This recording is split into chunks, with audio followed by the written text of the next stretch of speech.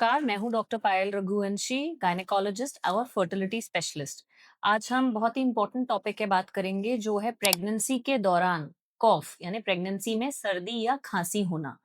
तो अक्सर पेशेंट्स की बहुत क्वेरीज या कंप्लेंट्स होते हैं कि बहुत हल्की सी खांसी हो रही है या ज़्यादा खांसी हो रही है, सर्दी भी है साथ में, तो क्या कोई दवाई ली जा सकती है? क्या हो सकती हैं इसकी होम रेमेडीज़? तो आज हम बात करेंगे डिटेल में कि प्रेगनेंसी में कॉफ को यानी खांसी को कैसे मैनेज करें।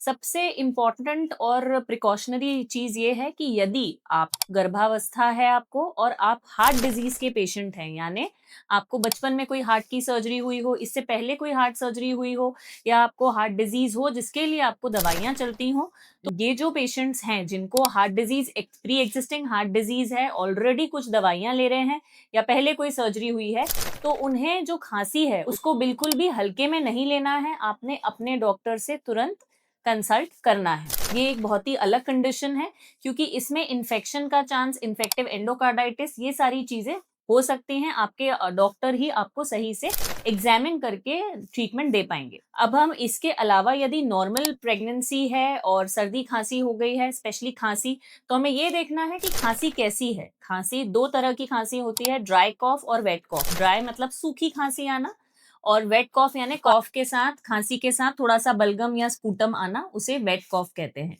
जनरली सूखी खांसी जो होती है, जो 2-3 दिन के वायरल इन्फेक्शन के बाद हो जाती है, तो उसमें अपर रेस्पिरेटरी ट्रैक्ट इन्फेक्शन यानी लंग का जो ऊपरी भाग होता है, हमारा जो रेस्पिरेटरी ट्रैक्ट है जिसका ऊपर का भाग होता है, उसका इन्फेक्शन होता है और उसमें थोड़ा खांसी आपको ड्राई कॉफ ही रहेगा।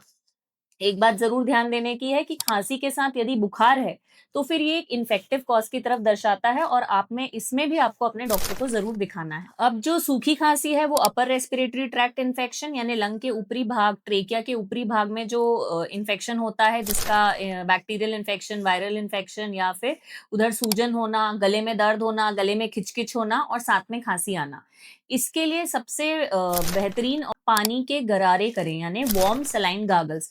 हल्का गर्म पानी में नमक डालना है और कम से कम लगभग 7 से 8 बार दिन में आप गरारे करें। गागल्स कहा जाता है, जो नॉर्मल माउथ वॉश से डिफरेंट होता है, इसमें आपको गागल्स लेने होते हैं। आप इसे आसानी से 4 से 5 बार कर पाएंगे, लेकिन यदि आपका ज़्यादा सूजा हुआ गला है या ज़्यादा आपको खांसी आ रही है, ज़्यादा खिचकिच गले में ज़्यादा है, तो सबसे इम्पोर्टेंट है आप इसे 7 से 8 बार भी वार्म सलाइन गागल्स को कर सकते हैं। ये बेस्ट मेथड है ड्राई कॉफ को यानी सूखी खांसी को रिलीव करने का।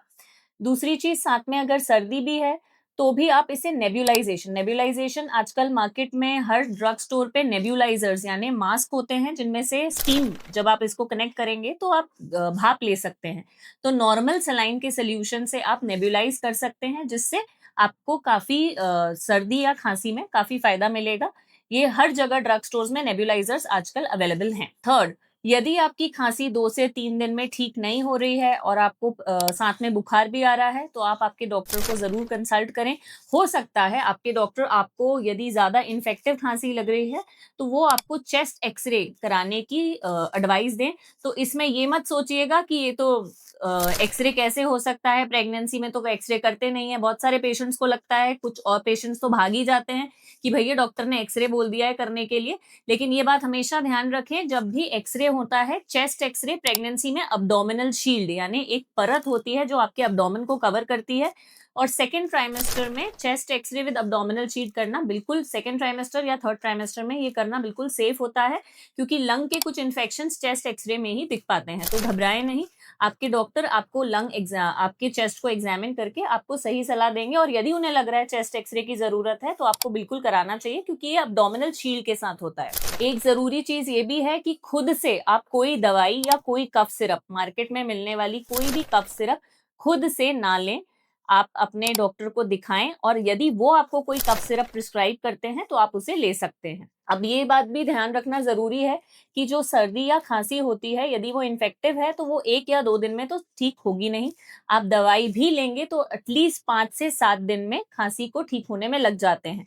तो आपको पेशेंट रहना है और ये सारी रेमेडीज के साथ जो आपके डॉक्टर ने आपको दवाइयां प्रिस्क्राइब करी हैं उसको साथ में लेते हुए कम से कम 1 वीक में आपकी सर्दी या खांसी ठीक हो सकती है। तो इसलिए इम्पेशेंट ना हो कि इतने 2 से 3 दिन हो गए हैं दवाई लेते हुए, अभी भी कोई फायदा नहीं हुआ है। सबसे पहले हमें ये जानना है कि प्रेगनेंसी जो है एक इम्यूनो सप्रेसिव स्टेट है, यानी इसमें गर्भवती महिला की इम्यूनिटी यानी जर्म से लड़ने की प्रतिरोधक क्षमता थोड़ी सी कम होती है नॉर्मल के कंपैरिजन में, तो इसलिए सर्दी खांसी का इन्फेक्शन जल्दी हो सकता है। आशा करती हूँ ये वीडियो के माध्यम से आपको जानकारी मिली होगी कि प्रेगनेंसी में कॉफ को कैसे मैनेज करें। इससे रिलेटेड यदि आपको कोई क्वेरीज है तो कमेंट बॉक्स में जरूर मेंशन करें। Thank you.